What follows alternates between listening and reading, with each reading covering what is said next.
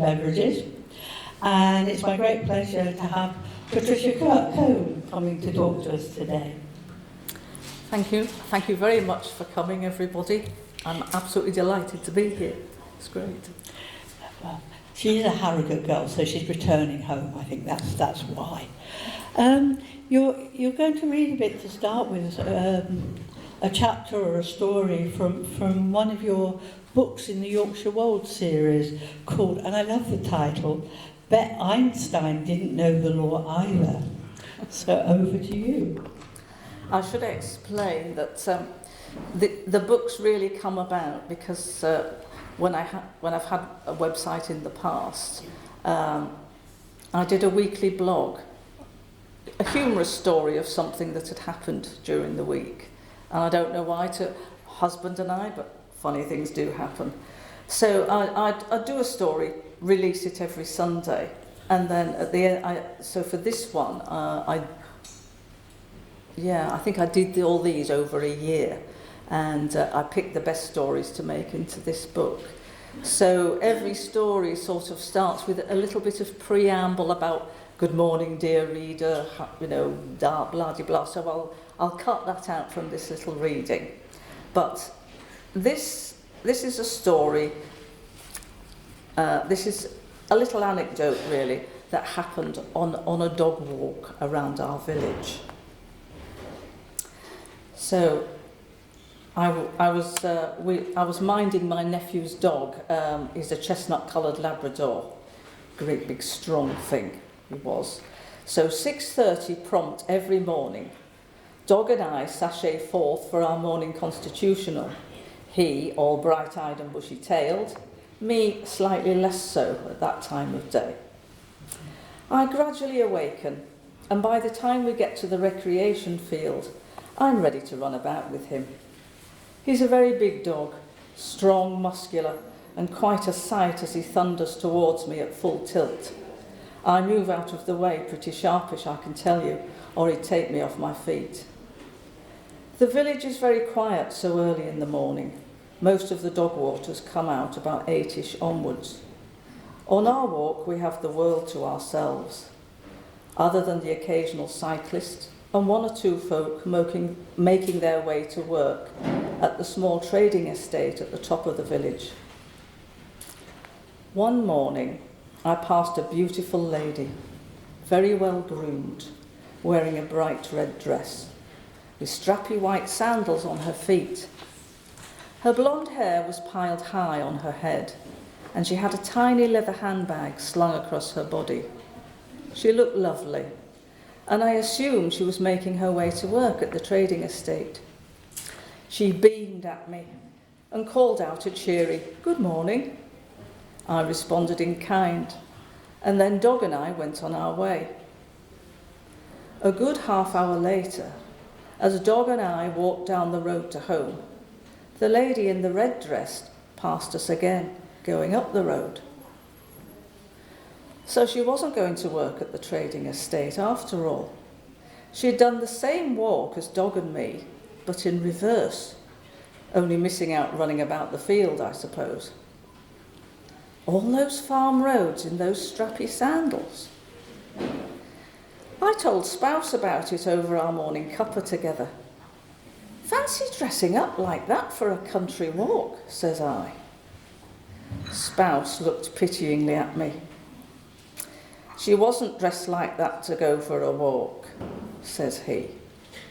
"Well, she was," I retorted. "You're such a numpty," he says. "Thank you for that. So, clever clogs, why was she dressed like that and out walking?" "She was going home," says he. I looked at him blankly. "What do you mean, she was going home?" Spouse stared hard at me and repeated with emphasis, "She was going home. Get it? She hadn't been home. And you said she was beaming." The penny dropped. Oh, I see. Wow, lucky lady. She certainly had a big smile on her face. And you'll never guess what, dear reader? Well, I bet you can. The next day, Spouse was up with the seagulls and out of the door with the dog. He came home very disappointed. No lady in a red dress, or any lady in any dress come to that, just a lycra-clad cyclist. Dog and I are back to our early morning ramblings, but with no sign of the beautiful lady. I hope she's still smiling wherever she is. Spouse sometimes takes his turn, early morning dog walking. He's still hopeful. And what if he did meet up with her? I hope it brings... Dog is with us for a while yet, so we'll have to wait and see what this week brings. I hope it brings lovely weather for us all, especially for those away on holiday. We're halfway through August already, and the evenings are drawing in, so stay safe and enjoy the sunshine whilst it's here. We're not away on holiday yet, so all being well, I'll see you next week. Thank you for that. And I have to say, the image that it drew in my mind was a sort of a Bet Lynch, those who remember Coronation Street, who was always had piled high hair, blonde hair, very tight clothes, and totally impractical sandals. But perhaps that's wasn't what you had in mind. Thank you. So what inspired you to write about the Wolds? I think because, well, we'd moved there and we were driving back into the village one day and there's an enormous sign that says Gateway to the Yorkshire Wolds. And I thought, that's it. I'm living in and amongst it, and everybody I meet is in and amongst it. So that inspired these books, really.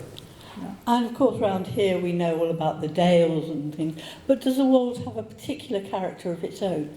Yeah, I think it's softer, really. It doesn't it has hedgerows rather than the dry stone walls. It's just softer and yeah, not as hilly. Yeah, I would say. Yeah. Well, moving from the Wolds, you've written a number of romantic comedies in the past, and I believe you've got another 4 in the pipeline, which is really impressive. Where do you get your ideas from? Oh, heck. Well, Cafe Paradise started out as it was going to be a situation comedy for television. It was started out as Shopper's Paradise, and a friend and I co-wrote it and submitted it to the BBC. But the BBC, being as they are, they take at least 6 months to think about it. And in the meantime, Shopper's Paradise came out on Sky, Trolleys came out on Sky Television, set in a supermarket, which was where Shopper's Paradise was. So we had to let it go. But I'd found these lovely characters, I don't know where from, well I know one. And I wanted to keep them. So I moved it into a cafe setting instead. And I'm glad I did, because it's really worked, and I got a trilogy out of it. And presumably lots of lovely characters. Lots of lovely characters, yes indeed. My favourite character is George, who is a cross-dresser, who I found. We were actually house hunting in Filey, and we went for a coffee, and there he was in this cafe. A great big, he was built like a barn door, this chap. He was enormous, dressed in a tweed suit with stockings and heels and a wig, and having his Saturday morning coffee and scone. But the striking thing about him was he looked so happy. It was just his thing on a Saturday, I think. That's the impression I got. And he was so happy, smiling, beaming, and I just could have given him a big hug. And I just thought, I have to use you. I've just got to use you. So he came into Cafe Paradise, and he changed, and he moved on with his wife, and he became a really funny character, and he's gone through all 3 books. Thank you. And in the real life gentleman, did he keep the tweed suit? Because I'm very impressed that he could get a lady's suit in that size.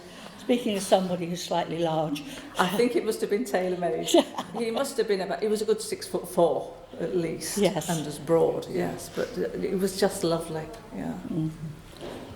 And I think, think about cross-dressing, which, can you hear that? Yeah.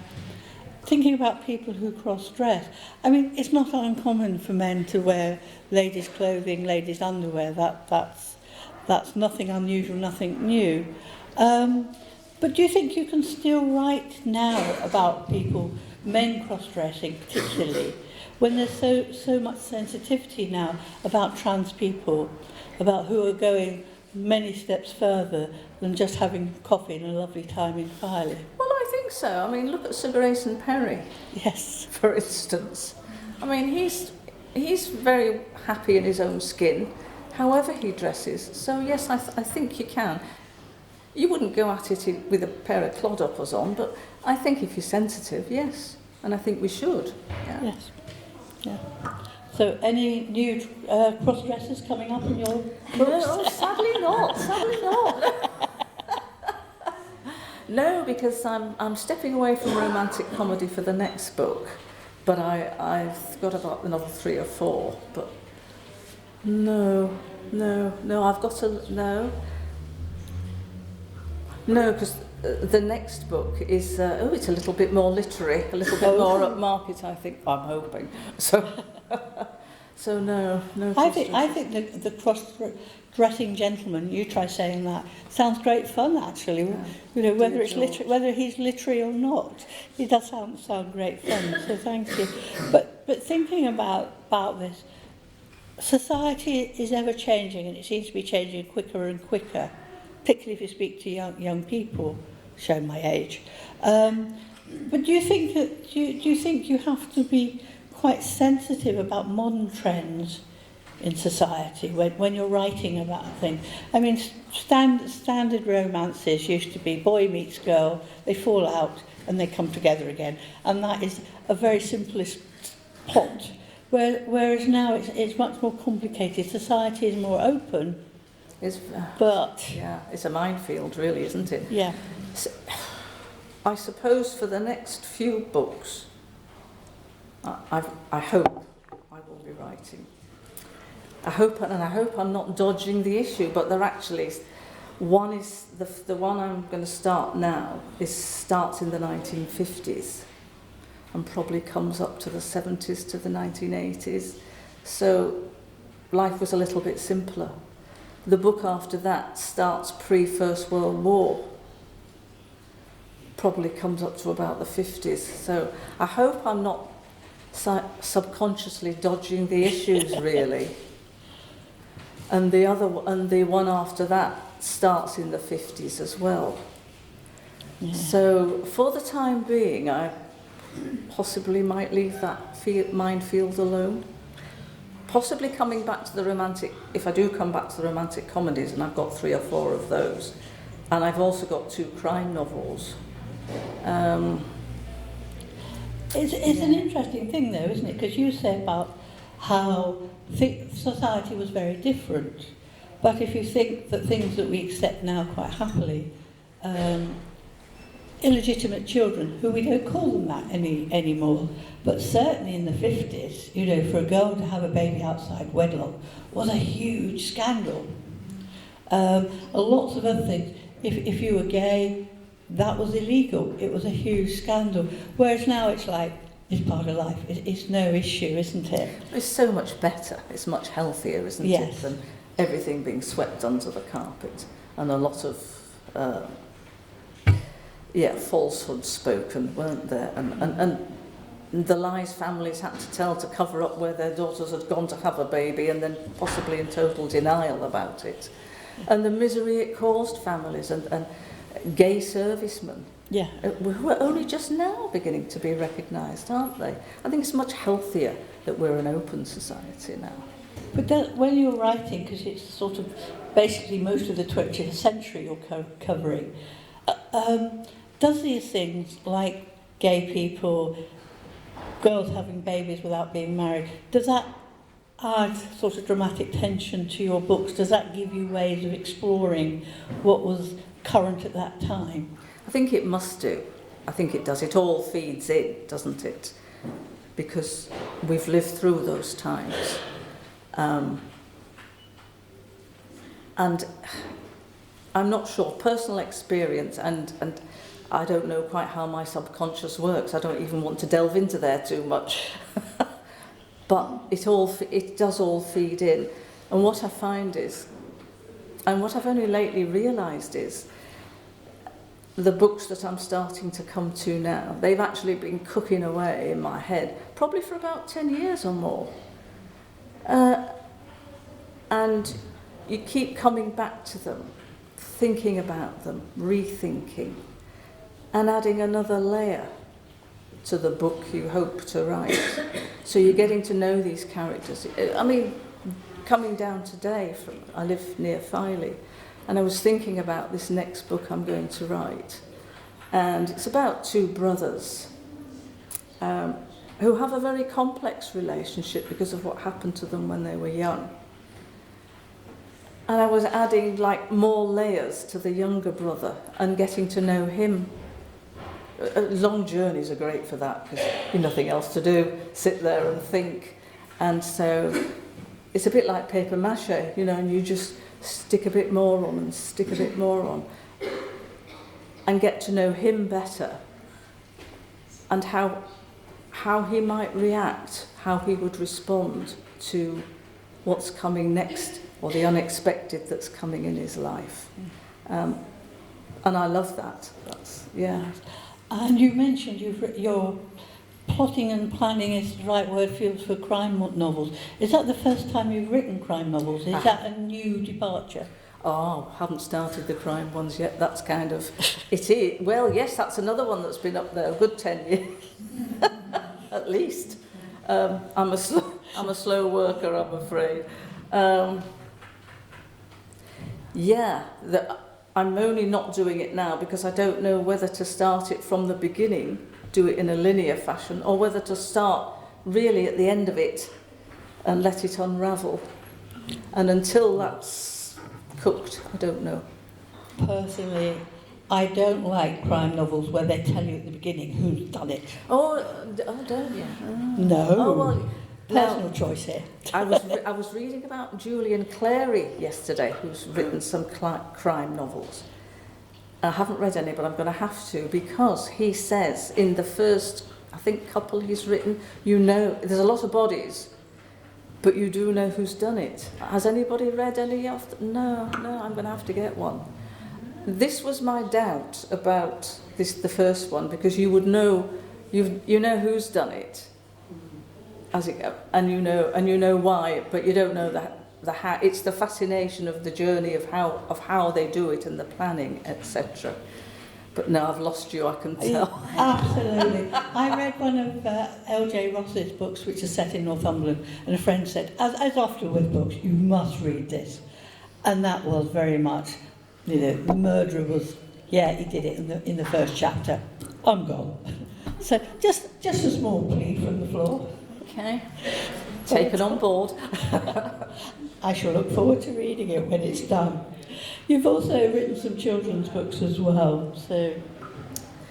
Yes, when my niece was very small, I'll get those. Take your thing with you. Yeah, I brought a couple along just to show you. When my niece was little and they visited, she used to climb on my lap, as they do, thumb in mouth, and say, "Can I have the next Bertie story?" So it's a golden retriever puppy, as it has to be. And it's Bertie, and he's called Bertie, it's Bertie and Friends. And he gets into lots of naughtiness and adventures with different friends. So I started typing them out and making them into little booklets. And so when she wasn't visiting, I could send them to her and just keep up this nice link. And then I put them away, thought no more about it, until a couple of years back, the next generation, the great nephews, the great nieces, saying, "Do you write stories for children?" And I said no. And then I thought, but I did. So I dug some out. And I was really pleased that they, in the main, stood the test of time. I mean, there needed to be tweaks. So I carried on with them, and I've ended up with a series of 20 of all these sort of little books. bedtime stories for children, really. So I've done 20, and I think that's it. I'm done. I'm back to adults again. And the crime novels. And the crime novel. Yeah. Yeah. So obviously, and you've mentioned about going back through the 20th century. So how much research do you need to do for your books? I think that's really important, because if you don't and you make a big boo-boo, everybody's going to pounce on you, aren't they? Yeah. They're just going to kill you. So, And I do think it's important to have respect for the reader to get it right. I mean, the book there, Mildred, it's a romantic comedy, and it was going to have a really, really strong fraud plot all the way through it. And one of my husband's retired police colleagues had spent 12 years with the fraud squad, and he was helping me. I mean, he could come out with these frauds just, like that. It was fantastic. But unfortunately, he very suddenly died. And I had nobody else to turn to, really. So I very much had to reduce that, because, I mean, what I've done is very accurate. And some of the research was fascinating. Finding out about shelf companies, which was a way of doing fraud. And just thinking about that also, one of the romantic comedies I have in mind has a revenge plot in it. This is all still on the research thing. The main character's husband has sort of dumped her, and it's her friends who want to take revenge on him. And for daftness, I just thought, I wonder if you could get a company to do the revenges for you. So I Googled. Well, there's hundreds of them. No problem. You want to take revenge? We'll do it for you. Yeah. So, yeah. Do you get a buy one, get one free? You've got a couple of people you're really upset about. But it just opens up whole new possibilities, doesn't Yes. it? Yes. Yeah. So, I'm really hot on getting the facts right and really getting the research right. Yes, Google revenge. Well, it is important. I mean, I've written a comedy book, and I had where the vicar was propositioned by this elderly parishioner, and she was trying to seduce him and said, "My cousin, the Archbishop, will make sure your career goes well." So I thought that sounded really good, until a friend of mine who goes to the church rather a lot said, "You do know there are only 2 archbishops in the Protestant church, or the Church of England." "No," I said, "I thought there were loads of them, because they always seem to be popping up on television. But apparently no, it's just Canterbury and York, just in case you need to make a cousin the Archbishop." So you got the cousin got downgraded to a bishop. I was on much safer ground there. But it's just such a simple thing to do, because you pick things out and you think, well, they must be right. And you're so reliant on other people sometimes, aren't you? Of just picking out the bits that... Yeah, you've really got to get it right. But also, things like company names, or the names of businesses, like, Joe Blogg's Plumbers or whatever. You really need to find a name and attached to a company or a business that is not already existing, because you don't want somebody to come down on you like a ton of bricks for that one either. And it's so difficult. You think you're being really original, and then you look it up, and there might be another half dozen. Yeah. Yes, you don't want to be sued either, do you? No, it is no. Definitely not.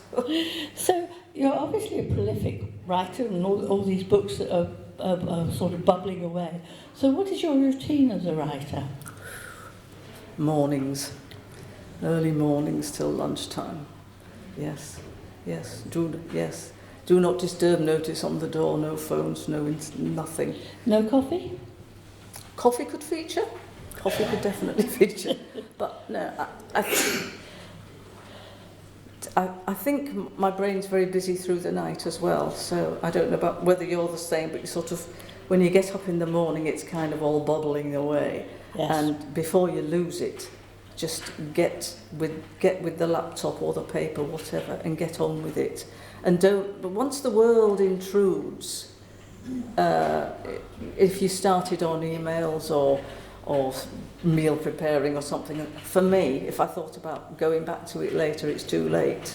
No, that spontaneity, that concentration has gone. So, yeah. So you have to be disciplined. I do. Well, no, my husband's very disciplined. He's very good at that. Just, yes, yeah. Go. You write comedy, you write romantic comedy. So what makes you laugh? What tickles your funny bone? Funny writers. Keith Waterhouse. Mm-hmm. The Northern writers. Do you remember Jean Rook, Queen of Fleet Street? Oh, yes. You're too young. Yeah. Oh, yeah. Alan Bennett, those sort of writers. Alan Corran, and he's from the South, but he's allowed. Yeah, but, I mean, people probably don't even remember Keith Waterhouse today. Oh, I think they do around here. Yeah. What a brilliant writer. So, it's just total inspiration. Yeah, they make me laugh. And they're often quite dry in their humour, aren't they? It's not knockabout funny, but it's just that sneaky way they sort of make you laugh. Yes. And also radio writing, the Navy Lark. I'm a massive fan of radio humour as well. I'm sorry I haven't a clue. Yes, yeah. Yes. We pinched a format for our crime writing festival this year, so just a minute. Now that was good fun. So there you go. So you've touched on your next writings, but is there anything particular that you're going to focus on for your next project?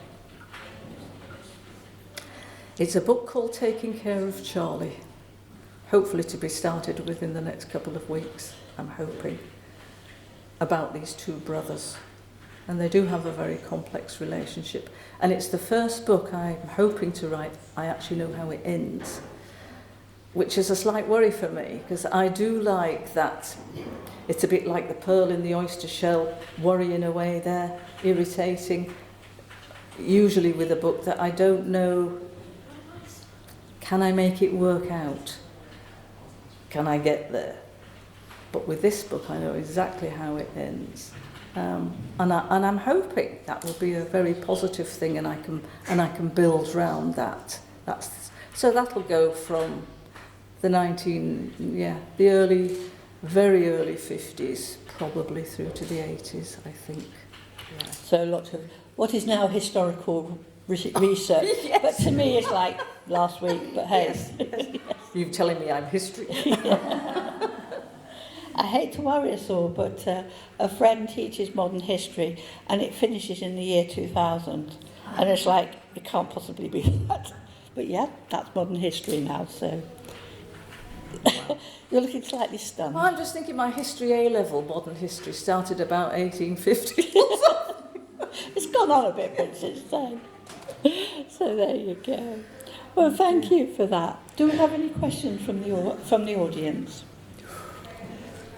Can I ask you, how much input did you have in illustrations? Because you flip through the children's books. It's an American girl who works for my printing company, who does them.